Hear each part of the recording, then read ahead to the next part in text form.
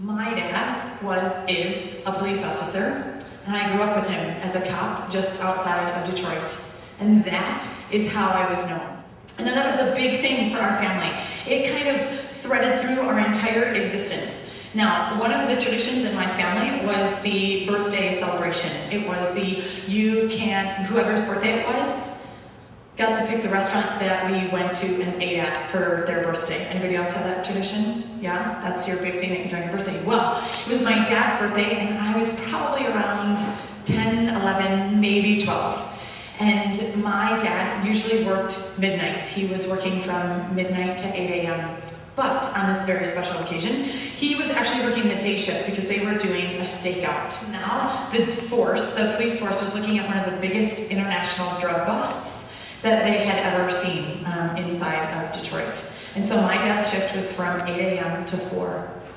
And then after he got home, we were going to go out to eat, and he had picked this really great steakhouse that we were going to go to. I'm not sure why we never thought we could pick a steakhouse, but we didn't. But he did, and so we were always really excited. Well, we came home, and it was 4 o'clock, and then it was 4:30, and then it was 5 o'clock, and then it was 5:30, and he wasn't there. He wasn't showing up.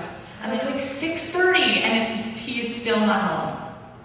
So then at about 6:45, he calls, and he's like, we made the bust, and we got a semi with over 3 pallets and 6 tons of cocaine and marijuana. And so we need to take it down to the warehouse and inventory it so we can't go out to dinner.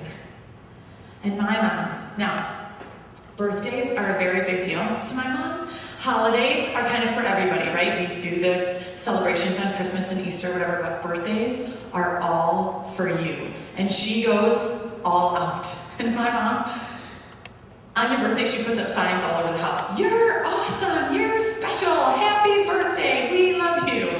But they're not just like hung up on the mirror. Like you lift up the toilet and there's a sign, you're cool. And then you like open the fridge to get your milk for cereal and she's like, happy sweet 16. And they're kind of all over. They're in your car, they're in your bag. She goes all out. So the fact that she can't celebrate with her husband on his birthday is just not okay with her. And so she looks at us, her 3 children. I have an older sister and a younger brother. And she says, fine, your dad can't come home, then we're going to him. And we're like, what?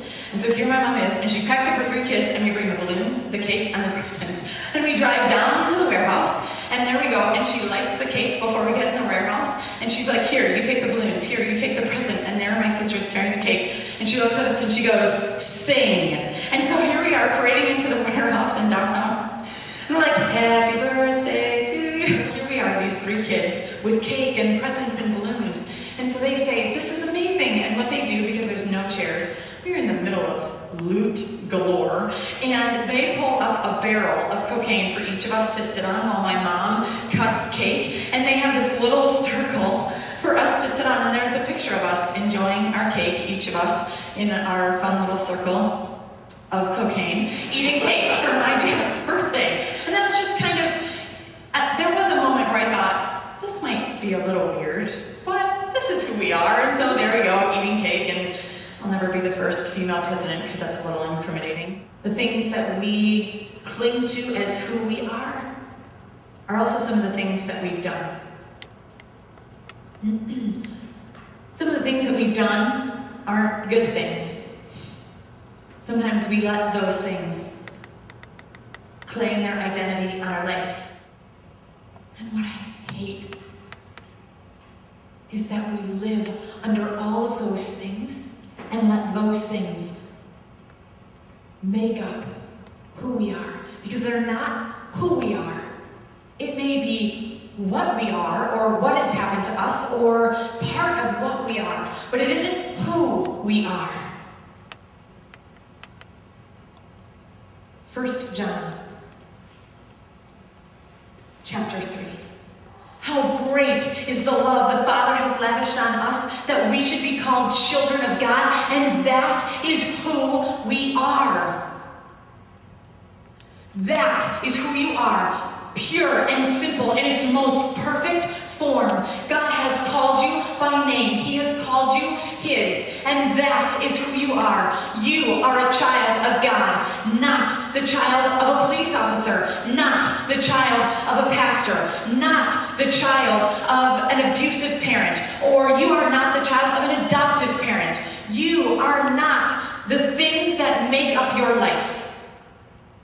You are a child of God. That is who you are.